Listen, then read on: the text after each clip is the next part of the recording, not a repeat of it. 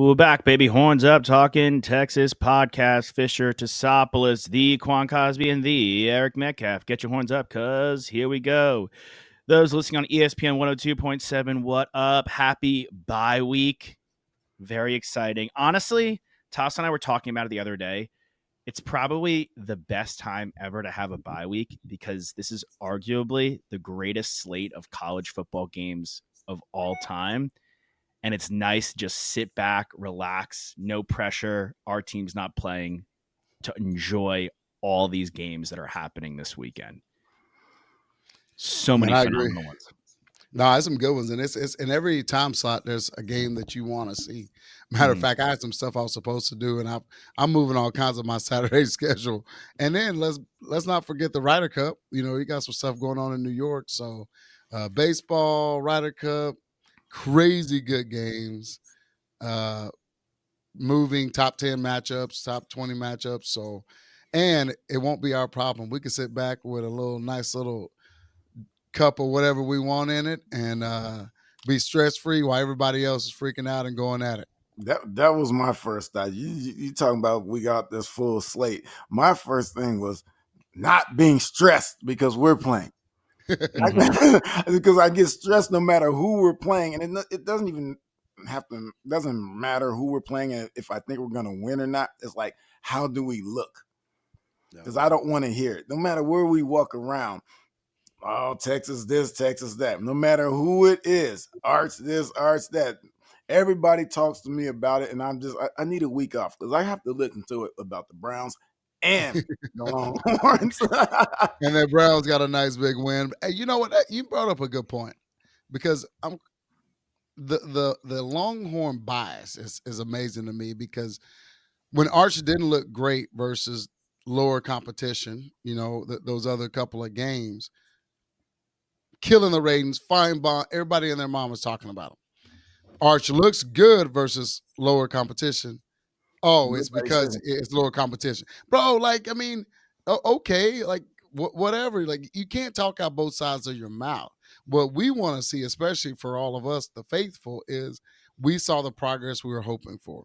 We know that we already said he's not hurt, but we need to see him make some places look like look like he's having fun, and that's what we saw last game versus Sam. Despite the haters who are going to hate no matter what, to Metcalf's point, they're going to talk. I literally I had a work meeting right before this, Zooming with somebody over in Atlanta. We have a good talk. We're going to take care of the client. Oh, hold on. Before we go, so what do you think? Is Arch really it? I mean, that's what we're dealing all with. the time. I have never been asked. I've been in this company for 10 years, and they've never asked me on that level. So the notoriety is there, and like I said, it's good to see some progress, and you just hope he builds on it during this bye week. So, what did you specifically, Q? What did you see from him that you liked? Obviously, it's not. It was night and day. But any specifics that y'all both saw, toss you to, like, what did you guys see from him specifically that you were really impressed with? Man, after rewatching it a couple of times, I wouldn't say night and day. I think it was sun rising because the first couple of series, he still was a little bit of some and missed a couple of, but then he just woosah. It almost looked like, of course, the combination of having more back, that's a big deal. So weapons do matter. Livingston still caught a few really good balls kind of going to the sideline like he does. And then we've all been waiting for the Wingo show. And so I think, man, and then both running backs, Weisner still didn't play and clearly Baxter's out. So what I saw was a little bit of a woosaw, and he hit some windows that we thought that was in him this game, whether, like you said, forget the competition, you still got to hit that window, and they're still in D1. So I think it was just a woo-saw, and he looked like he was having a lot more fun. What about you, Metcalf? Oh, you want me? So for me, it's like when he's out there throwing this past weekend, it was more 1, 2, 3, bam, throw. That's what I need to see from Arch. That's what I need to see from Sark's play calling. It seems like when he gets off his mark, when he's taking his time, having to go through 1, 2, 3, or 4 reads, then that's when he's not making the throw. But when he pretty much knows this is what I'm doing, 1, 2, 3, bam, 1, 2, 3, 4, 5, bam, throwing the ball, that's when he looks more effective. I mean, there are times that I think it's almost like he's thinking too much, right? And so those plays where it's quick timing routes and pass plays, that's when I think he's excelling and we're looking better. And so for me, I'd like to see Sark incorporate more of that into his offense, especially in this bye week, because those are the things that you're going to have to do against better competition. You're not going to have all day.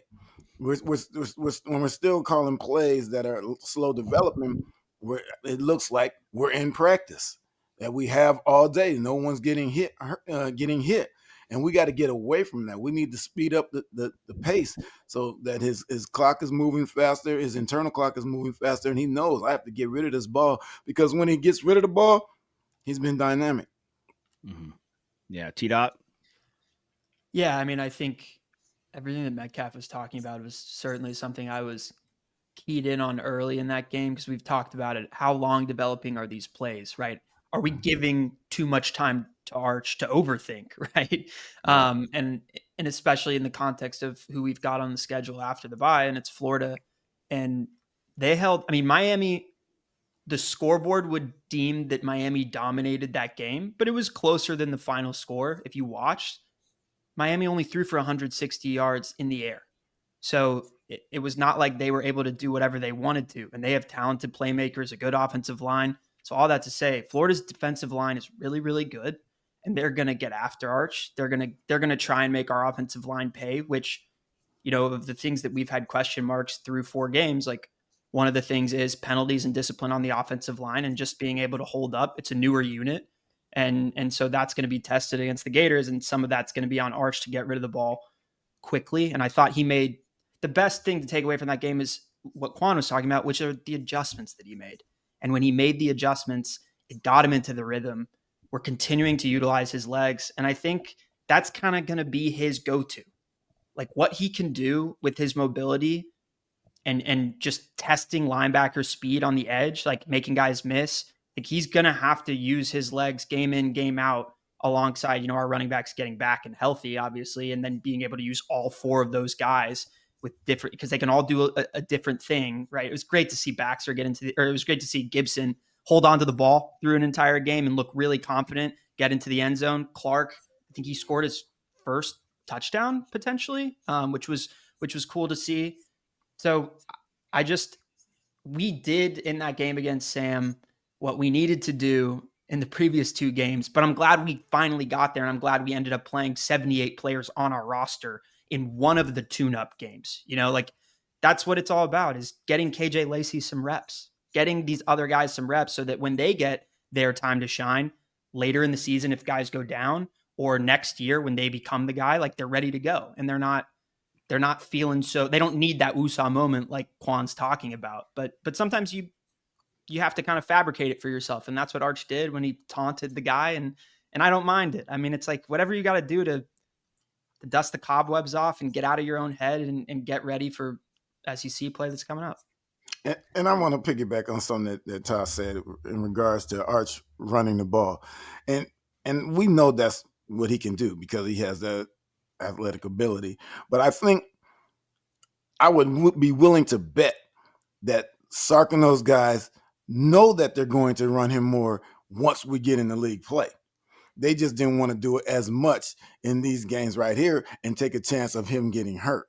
And so with that in mind, I think that opens up his playbook and what he's able to do, because now moving into conference play, they got to expect everything because you have to win every game. And so in order to do so, you have to use your best athletes. And when Arch runs the ball, that's part of our best offensive plays. And so I think now we start to pull all that out. And so the defense is going to have to defend the whole 53. I like that we might have some continuity with our backup quarterback too, because Matthew Caldwell, he's got some wheels on him too. He had a 50-yard run. Right. He's fast. Good. He has the longest run of anybody this season. Right. So, and I want to say, Metcalf made a good point. There was some conservative play calling and offensive game plans to this point, especially when it comes to Arch and his development. If we just went all in and let him run 8, 15, 20 times a game, how many times do we talk about even material? We're like, man, he's running That last game, he 19 design runs. You know, I mean that's a lot in this league, and Yeah. they owe you, especially considering what their offenses look like lately and what he is for it. I kept telling even on here, I was like, pump the brakes, man. He looks good, but I think people are exaggerating just a little bit because he goes 2 quarters without scoring, and then his legs get him back into it. But in this league, and like we talked about, it's tough. You know, now they're in a situation where they're gonna miss him for a month. Lagway, I think he's gonna play that game, but he's in a boot. We've seen South Carolina. We've seen so many quarterbacks that are running 15 times a game. Now, the problem I have with that is you're not even in conference play yet.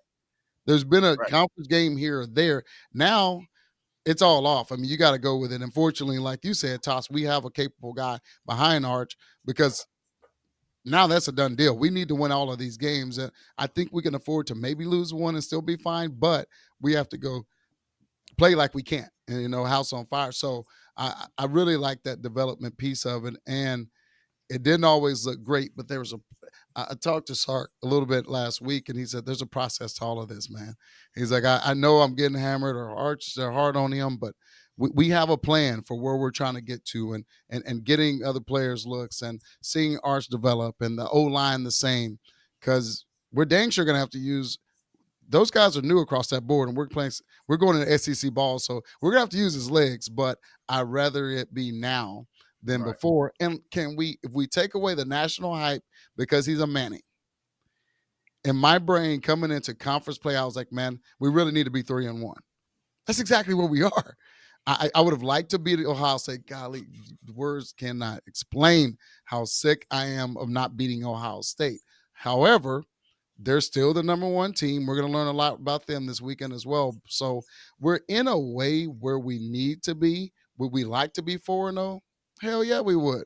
But we're pretty much in where we need to be. And now the next few weeks, especially October, is going to be a massive month to kind of take it to another level.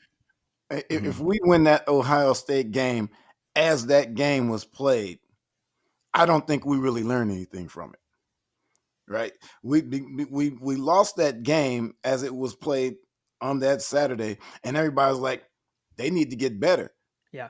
We are like, they need to get better. And so because we didn't win that game, we all feel they need to get better. And I think that makes them get better. Whereas if we won that game just like that, maybe 17-14, everybody's feeling good about themselves. Wingo catches 4-0. that. Arch makes a good throw on that shallow cross to Wingo. We score, we win that game. We feel good about it. And we feel good about it. And then we watched that first game against, I can't even remember what the order was. We San Jose State, and then we see what we see, and we're like, wait, what's going on? Exactly. Yeah. But so we lost, we get to improve. And thankfully, it was an unbelievably talented non-conference opponent. And you can criticize the following 3 games that we played, but that's the benefit of playing a team like Ohio State is you get that early test, but you're not getting docked in the conference sense. So, but I completely agree with you, Quan. Like, we don't have a lot of wiggle room now, and I don't know. I don't think we can lose 2 conference games, but time will tell because we don't know. It could be just complete cannibalization, like it often is in the SEC, and that could change things. You got to win every game. Like, I mean, you just do. I'm sorry. Like, I know we can't. We shouldn't go in, and every one of these teams is good, but they're beatable. I don't think Georgia's invincible. That's for sure. I don't think Vandy's invincible. A&M and none of these teams are invincible, but none of these teams are layups. Even a Florida that's 1-3 is not a layup. They have pros on the defensive side of the ball. They have pros in the defensive line. Like, they're going to give our offensive line that's young some fits. On the Arch point, we spoke about it last week. And again, because of who he is, there's so much camera time on him when he's on the sidelines. And how often did he look defeated in the Ohio State game, UTEP game, San Jose State game? And there was just a different air about him in the Sam game. He was having fun. Like you guys were saying, he was relaxed. He was firing everybody up. He was the leader that he has to be at the quarterback spot. And I thought that was a huge difference. Like, could him standing over that player become a terrible meme depending on how our season goes? Yes, it could be a disaster. But if that's what has to get him hyped, it gets him hyped. If he has to get back and rolling, and that's what it took, and that's what he let out some frustration, like you said, Toss, I'm cool with it. Yeah, I pay a lot more attention to the rest of the team swarming him after that touchdown than I do to him doing that to the other player, right? Like and it was every one of them. Yeah, no, I paid attention. They to that loved as well. it. That's all that I really care about is like, if And it we was didn't really see fabricated that from against Arch's Florida. standpoint, so be it, right? But that reaction from the rest of the team, that's not fabricated. Right. Those are guys that actually care about him and believe in him in some capacity, which to me, I'm like, great. Everybody wants to FaceTime with him. They all want to talk to him. Like, and I get it, but like that's good. And that's what Sark talked about this week here being local is those guys see what they see in practice too. You know, they see like that kind of deer in headlights look was everybody because they're like, man, but he made that throw all week, you know? And so it was, they were so happy for him. That's why they swarmed him. That's why they were pumped that they were operating like they do often in practice. But again, I think there were some tweaks, like Metcalf said, to boom, boom, boom, let's go. Boom, boom, boom, let's go. Because that's what's going to be the next few weeks. But that's going to be for the rest of the season. That's just the truth of the matter. Because there's going to be, I mean, Florida's defense phenomenal, Oklahoma's defense phenomenal. You're going to keep going into these top 10 defenses, and you need to be timely. You need to call way faster developing plays, and that's what I truly think Sark did this to kind of prepare. And even more, people were yelling for Arch to be out in the third. No, he needs to develop. He needs a couple of series into that as well, and you can just see that process and experience and the things that Sark is doing to try to get him that experience that he know that'll pay off later on. Yeah, I mean, some guys also. Sorry, Eric. I was going to say, and people don't understand that even though we're playing these lesser teams these past three games, this is the best practices he's going to get. Yeah, you're not. No matter how you play number ones on ones in practice, they're still not going full speed. They're still not coming out with flying bullets to hit him or the receivers or running backs. They're not doing that. So this is the best practice you can get without showing everything that you have. And I think Sark was just getting in those plays, in the position to make plays, try to get his timing and rhythm. Because that's what we haven't seen thus far. We haven't seen grade A rhythm in our passing game, and I think these games have given him an opportunity to get better. And it takes time. He hasn't played that much. It takes time. And okay, so it's been a month. That's good. That's like a training camp. It's like a real training camp. And so now that with a bye week coming up, they get to work on some other things and get ready for Florida. Yeah, and I see a lot of obviously so much on social media is sometimes negative surrounding him. But there's a lot of stuff like people comparing his first few games to Johnny's first few games, Colt's first few games, Peyton's first few games, Eli's first few games. Sometimes it takes a little bit, and you guys have been around it, I'm sure, where the quarterback has to get his sea legs when he's a full-time starter, especially at a big university, especially with the hype. It's not everyone comes in guns blazing, and blows the roof off the place. That's the exception, not the rule. So him getting into the third quarter, getting those reps, getting comfortable, it is going to be massive going into SEC play. Before we get into some positives on the offensive side of the ball, Arch aside, what are some things you guys want to see improved as we head into league play? Well, I'll tell you one thing that I don't know if you'll notice, we didn't take the ball first. We put our defense, who is, again, top 2, 3, 1, you name it, out there first, set the tone. They stopped them. We punted. We have an electric punt returner, good field position. Those little things, I don't know that we've done that in a while. We've been taking the ball we talk a lot about it, but we deferred, gave them the ball, let our defense do our thing. And even that perspective of just the woosah and not having that pressure at home, I just feel like it matters. I mean, our defense sets the tone every time anyway, regardless of what position they're put in. And I think that certainly helps. So, yes, maybe that's something we continue to do, like most teams, is defer, get the ball at halftime, and take care of business. But defense did their thing, and then we did go down that first series and get some points. So that's what I want to continue to see is whether we defer or not, our defense gives us the ball or we get the ball, is start faster on offense like we did this particular game. Q took footage of our show to the facility and let him watch when we were talking about we need to start deferring. he displayed it in the building. For me, I already mentioned what I'd like to see, and it's not about Arch. It's about the passing game, the timing. I want to see more timing plays. I don't want to see slow, long developing plays. I want to see things that get it to these guys who are playmakers in a hurry and let them make plays. That's the easiest way to do it. You don't have to wait to throw it down the field 30, 40 yards. You can throw it to somebody at 5 or 6, and he can turn it into 60. And so these are the things I want to see with the offense, just getting the ball out of his hands quickly, quick decisions, and work that way. That's extended running game. And I'd like to see that. Yeah, I mean, there's not too many things we can ask of our offense if Arch isn't in sync, right? Like Metcalf's talking about, and that's what's changed so much of the play calling at moments where he wasn't in sync and he was, not playing in rhythm. I guess this is a lot to ask of him, and it's a lot to ask knowing of the type of defenses that we're going to face in the SEC and the physicality. But I think it's really important that this is like going to get hyper specific, that DeAndre Moore and Ryan Wingo end up during games catching balls across the middle of the field. In particular, like there's been a lot of disconnect with Arch and the dig routes with Wingo. Like that's where like multiple of the drops have come from. But those guys are both so dynamic and they're so fast when they get the ball in their hands. I mean, you saw it with Wingo on the reverse and he takes it for 32 yards. Like nobody can catch that guy. He's 6'2" and he's got some size to him. But when he gets moving, like it's just a nightmare. But I don't think it needs to be a long developing play, but I do think that getting those guys the ball across the middle of the field and then having them beat safeties is like something that I'm going to be looking for in games going forward. Just because they can do it.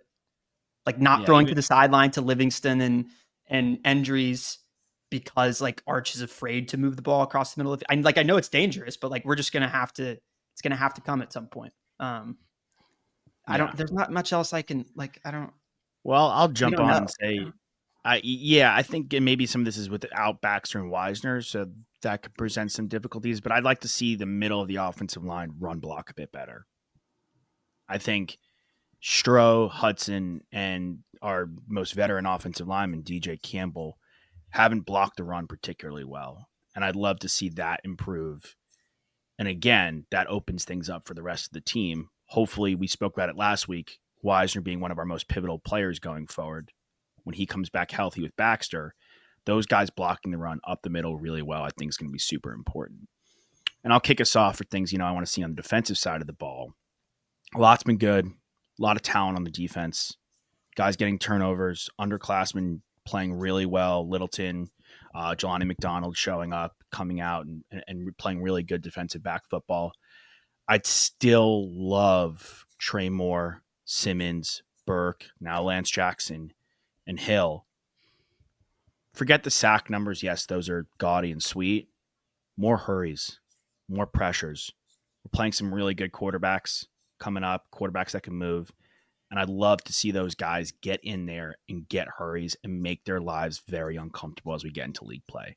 I think that'll ultimately set us apart in the defensive side of the football. We haven't really seen it in full swing yet, but that's what I would love to see go down. I'll tell you, and to piggyback on that, we did get some sacks. You saw Moore come in. He's been playing linebacker. He got a D in, ran a guy down, did a great outside move, swiped his hands out. So he still has that versatility in that position when we do, bring Simmons out and stuff like that. But Simmons, he started the game that way. Got him a nice sack. Finally got that full, sack by himself versus a half. So we're starting to see that. And if you even go back to that Ohio State game, they rushed 4. They did stunts. They did a bunch of stuff, but they caused havoc. And then you had 7 guys back there where there's nowhere to go with the ball, especially for a young quarterback who didn't trust those windows and was trying to take care of the ball. So if we can continue to, like you said, develop there, it's good. Like it's hard to be critical of, a top 2 defense in the country, but yes, when you get and you're playing better competition, better linemen, better quarterbacks, that's going to be the difference. That truly is going to be the difference in the game. Is if you can even blitz one and have six back there and outnumber them every time. I mean, that's just at the end of the day. I know this is a different league. That's the difference in the Patriots and Brady having two more Super Bowls. When the Giants had that D line that was getting on Brady's, you know what? I mean, it caused problems. No one else could do that, and they had some dudes, Strahan and crew, that made it real hard for even the great Tom Brady. So if we have that luxury with the D line that we have, and I think we do from a collegiate level, oh man, it's going to continue to just grow and be really good, and that defense is going to continue to shine. Yeah. It's a beautiful thing when you have to nitpick to find something, right? Right. Right. We really are. Hey, we're like reaching really like a searching, like what can I say? I mean, what do I really want to change in this defense to make them better? But so it's hard. I mean, because they play well. I guess I'm like I'm lost for words. I mean, I know sometimes I feel like when we go in zone, straight up zone, that sometimes guys get lost. And because they play a lot of man to man, they're used to covering guys, and so I like to see guys attach to guys because even against Sam, there were some guys open on some plays. The quarterback missed them, and so that's one of the things. And a lot of that has to do with whether the front seven can get home. Right, because a lot of times the guys are thinking, oh, they're gonna get a sack, so we don't have to cover as long or as hard. We've seen that in all leagues that guys just know that guys are gonna get home, and so if the guys get home, then they don't have to cover as much. But when we get in the zone, sometimes it seems like sometimes guys are running free and quarterbacks might miss them or not even see them. Yeah, I don't have anything. I mean, it's no, I was going to say find the needle in the haystack. And I might have just made that up. Yeah. You guys have said it already. Like, this might be a little bit of a Cowboys dig, but I'll put it in perspective. I'm listening to talk radio this morning, and it was a Cowboys writer, and he's talking, and he's talked a little bit about the Longhorns, and of course talked about that Cowboys game versus the Bears. He said straight up, hey, I'll take y'all's defense right now of ours. He said, just insert Longhorn defense versus the Cowboys, and we'll be a playoff contender. And I know he was exaggerating, but truth, he's not. I mean, especially from a secondary standpoint. I mean, our secondary, they're around the ball. They're making plays. They're getting PBUs. They have 7, 8 turnovers. And easy to say when the Bears receivers, he said, man, I've been watching. He said, I've been watching the Cowboys and covering them for 20, watching them for 30.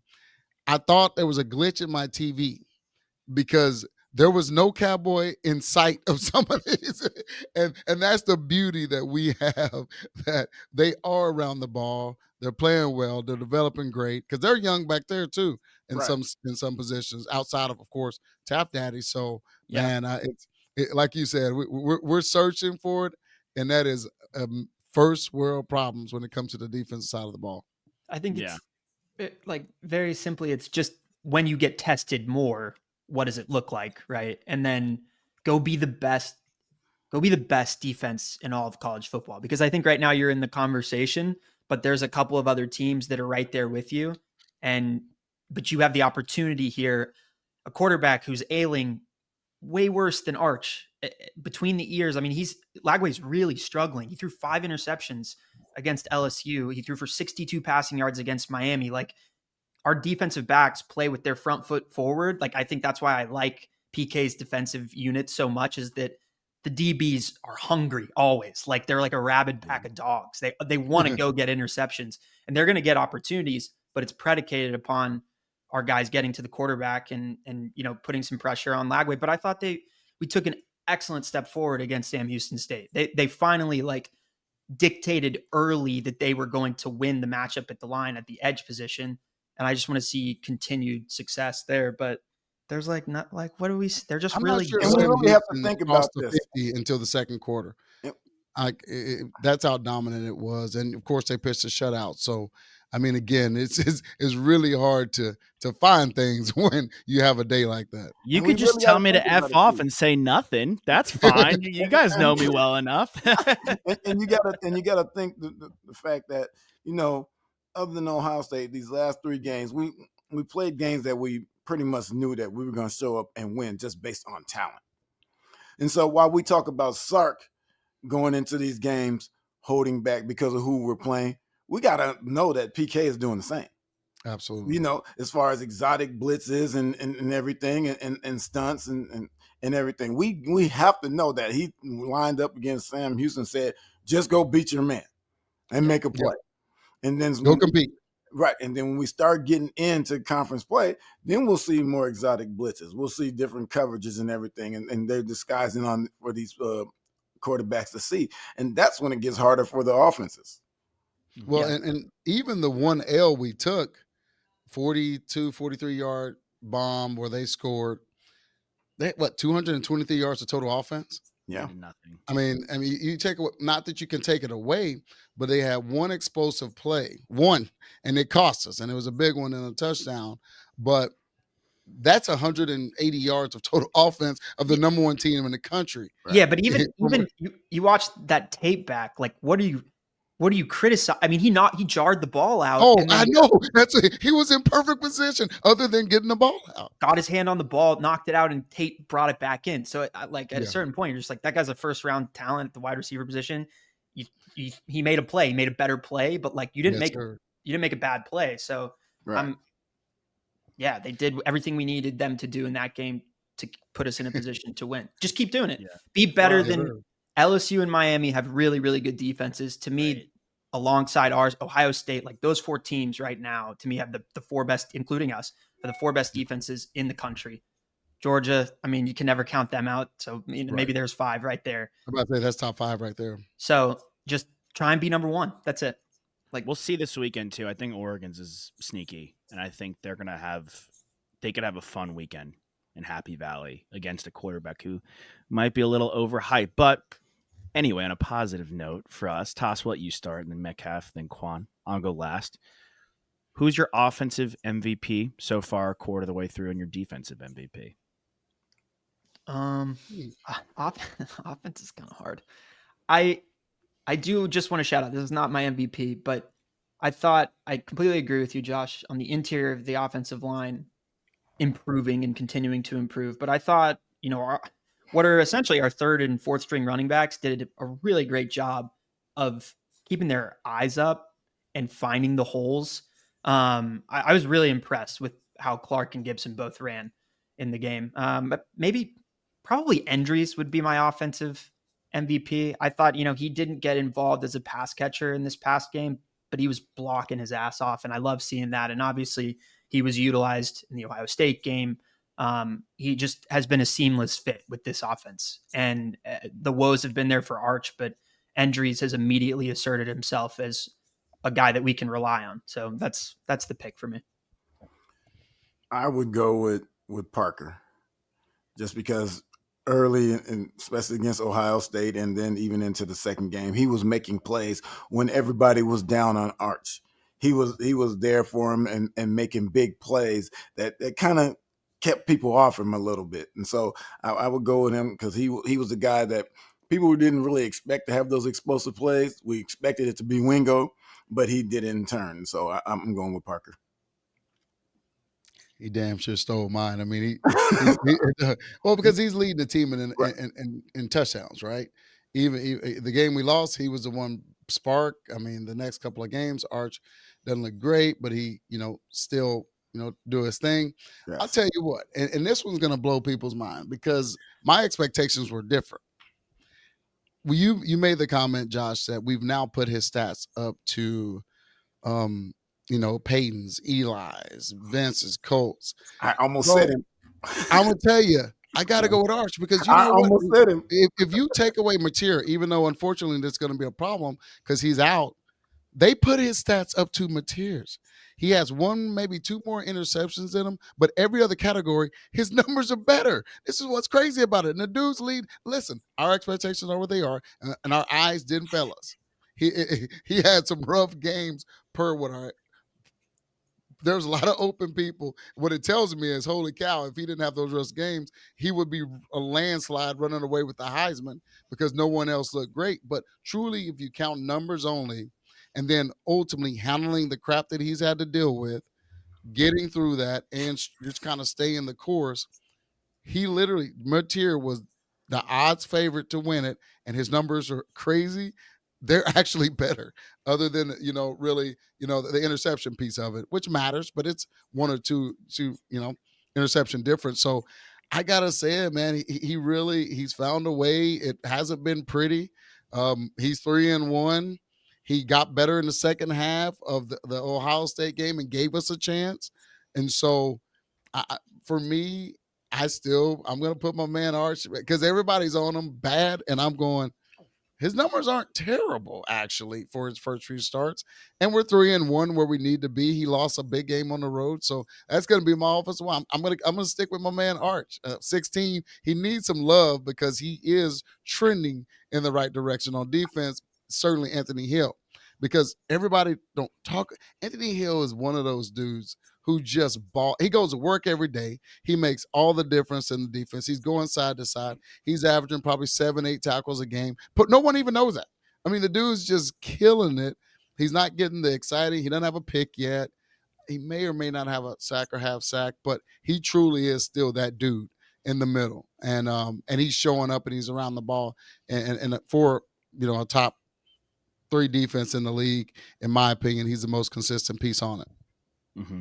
Yeah, I'll double dip. I'm going to go with Gooseby. He's been our best offensive lineman. Huge shoes to fill, obviously. Banks was, from the jump, the moment he stepped foot on campus, was our left tackle. Hyped, lived up to the hype, top 10 pick. He came in, filled admirably last year, but filling those shoes, like Toss mentioned Endris, like filling those shoes for Helm is really tough, but filling those shoes for Banks is really tough, and he's been phenomenal as a blindside, in my opinion. So I had to give Gooseby some love in the offensive line, and I'll stick on the defensive line. Also, major shoes to fill. We've low-key become interior defensive line the past couple seasons. Murphy, Sweat, AC, Broughton, so many dudes. Yep. Hero Canoe was just the right Puna, just the right pick in the transfer portal. He fit perfectly, got him from Ohio State. He's come in, he's been fantastic. And I think as the season continues to grow, he's just going to be a major part of our defense. And I love what he's done so far. And he's another guy, because our defensive backfield's so good, that's just an unsung hero.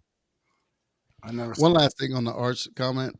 In the league, you went quick into your defensive MVP after that. I did. Number 2 in the league in touchdowns and scoring too. In all of NCAA. That's, again, it's so funny because we watch and we're like, oh, he has to be better. And we do believe that. He's gonna get and he needs to be better, but he's won games, and his stats, because it's a stat crazy time and PFF and all of that. On paper, it doesn't look quite as bad as it does in real life. And let's be real. In real life, we had some questions. But on paper, I'm telling you, he's in the top same 3. amount of interceptions, by the way, as Mateer. They both have 3 interceptions. And can I say, that's who I was going to say, Arch, but the whole damn show's about him almost. So I had to pick someone. Well, you stole mine, so I had to switch it up. About him the whole time. And so I was absolutely going to say Livingston. So I switched up because we talked about him so much. But then I never got to say my defensive player. And my defensive player is still Michael Taft. Yeah. Because while you talk about Hill quietly making plays and nobody talks about it, so is Taft. And he's quarterbacking a young group back there.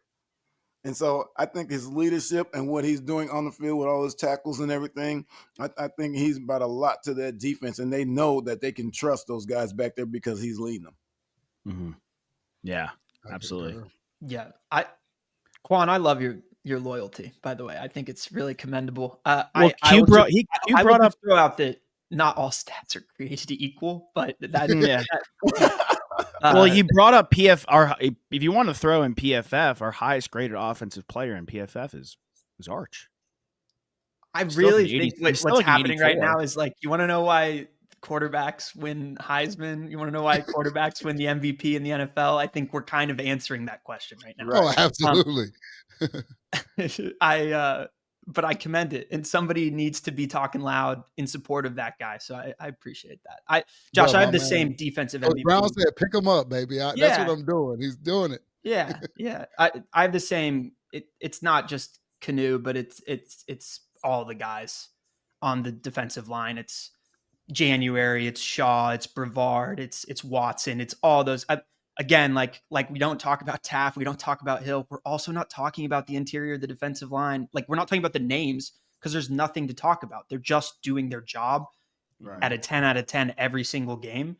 And it's such a luxury. And again, all the conversations go back to our quarterback because he's trying to figure things out. And our defense knows exactly who it is. But I will say, like, Jelani McDonald took over Derek Williams' job because Williams went down with the injury last year. And he, coming into this year, McDonald is just, he's everywhere on the field. I mean, he comes up with that interception at the end of the first half in that game against Sam Houston State. Like, he's a really talented defensive playmaker. You can't say that about every single guy on the defense, right? That they're a playmaker, but he really is. So I'm just excited to continue to watch those young guys that you were talking about, Metcalf in our defensive backfield, who have the best mentor in Taft and are going to get opportunities. But our defensive line it's ridiculous how, like, you mentioned by name guys that need to improve, 3 interior offensive linemen. Nobody's talking about these guys because they literally they're just walls. They're just walls up the middle. And it's awesome. Yeah. It's crazy. Like, not to get too far ahead of our skis, but like, we're going to have a bunch of guys drafted again.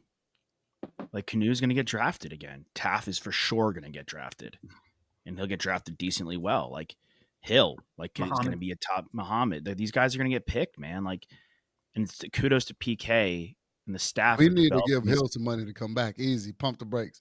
We'll see if we can keep him for one more. No, hey, but a guy like Ty Anthony Smith has been fantastic, though. You know, like, yeah.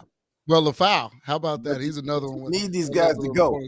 You need these guys to get drafted because then other people see that they're getting drafted and they keep coming.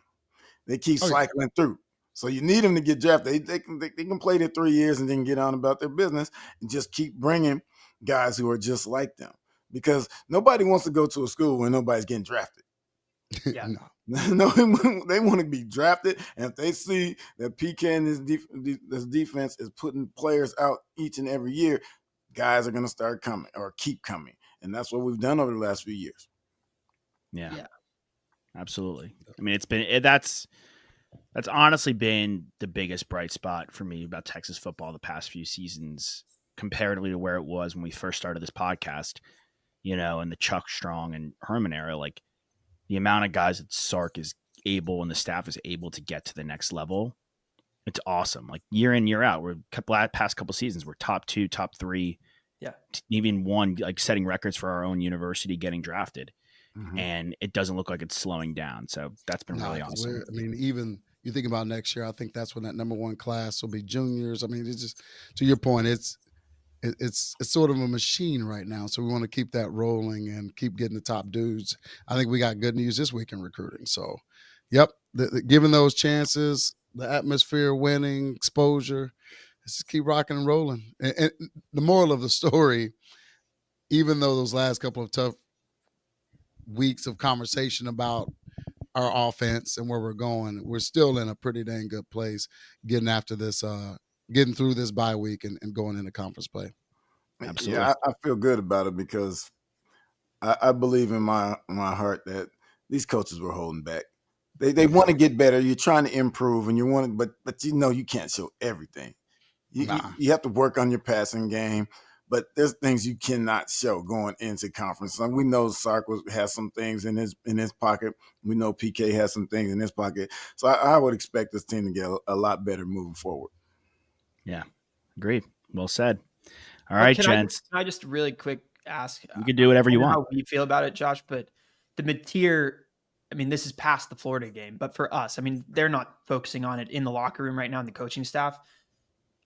To me, it's a bit of a bummer that he's likely not going to be able to play in the Red River rivalry game. Well, I mean, we may be dealing with it this week too with Lagway. I mean, he's in a boot, and so I don't care about that. yeah, I care about that too. I mean, No, ultimately, hey, we play who's on the field. That's No, all I we know. have to do. We it's play kind of against out of our. Those are things that are out of our control, right? but here's the I thing. mean, Here's the thing when you're talking about, say, Mateer. When you go to Dallas in a couple weeks, you're not really worried about the defense and what they can do. You're worried about the offense and what we'll be able to do against their defense, who's actually been playing well. And exactly. so that's what everybody. That's how I see it. And so I don't care if he plays. I don't want him to play. No, I don't want- honestly, I'm proud. Being disrespectful that I didn't mention Oklahoma's defense in the best Right. defenses in the country because they're up there. That's what I was about to say. Yeah, I was They're like, playing yeah. defense. So I'm more concerned about how our offense operates against their defense. Yeah. As opposed to if Mateer was there and how he operates against our defense. And so we need every ounce that we can get. So if he ain't Listen. playing, so what? Yeah. Mateer there or not, I was going to bet the under, mainly because of what their defense has done and what our defense has done. And so, I've been probably one of the only people on the country going, folks, pump the brakes. He is human. He looks fine. He's Yeah. a competitor, and I like that. Yeah. But he is not. He's not even Baker Mayfield. Baker's a beast. Baker did great, and they were trying to coin him all of that because there were some similarities. But no, man, you hate to see an injury happen. They do happen. But we saw even guys get benched in that game a few years ago, and this guy called Caleb Williams, who just torched the Cowboys, came in and whooped our butt. So that game is so different. But I mean, Michael Hawkins isn't Caleb Williams, but he will be looking to have a redemption story from last. That's what I'm saying. Right? His legs, I honestly, Mateer ran a lot, but he doesn't have Hawkins' abilities with the legs. And so I think but going back to what Metcalf said, sorry, but I in our defense, I trust. Yeah. And so that's really what it kind of boiled down that game in a couple of weeks. And quite frankly, I think it's going to be a little similar after this bye week in Florida too, because they might not be a top 5, but they're probably a top 15 defense. They've done their thing, and for the most part, put it like this: as bad as Lagway's played, they've been in games. Yeah. And then end up kind of losing them late when we've been in that boat. Defense get worn out and start, holes start happening. So we're gonna have our hands full in Gainesville too. They're gonna play hard. They're basically gonna be, in my opinion, the fact that it hasn't happened, they're gonna be playing for their coach's job. So they're not holding crap back. It's gonna be real over there. Speaking of coach's job, you think Dabo Sweeney misses Brent Venables a little bit over there? A lot of it. Coincidence? And Mullock, he's now 58. He's not 40 anymore, but Okie State had to finally. You can't lose to Tulsa, bro. But he's still a man. You're a man now. He's still a man. You're a man. That was crazy. Bro, that was a beatdown. Yeah. I'm sorry. I'm just doing the radio, watching Gundy over the years, his stubbornness to evolve, he made every bit of his bed. I mean, you heard Saban say it about him and Dabo. Dabo's tried to now kind of it's getting real. So he's like, hold on, I better do NIL. I better do this. I might want to get on social media a little bit. Gundy's arrogance in that, he's made his own bed. So it is what it is. He'll be fine. He'll pay his bills, but I think they had to after that loss to Tulsa. And he's probably gone sooner if he hadn't gone there. Absolutely. He's probably gone a lot sooner because, he had his run and like you said, he hasn't involved, things change. And so, it happens to everyone. At some point, you either quit or they make you quit. You get fired. There's a ceiling to all of them. Right. Yeah. All right. On that note. And there's a ceiling, but his bank account is great, but he didn't want to help his players get a little money in their pocket. So as the young kids say, bye, Felicia. Yeah, you either ride the wave or get hit by the wave. Right. All right, guys, we'll rock and roll. Fisher Tosopoulos, the Quan Cosby, and the Eric Metcalf. Get your horns up. We'll see you guys next week to preview Florida.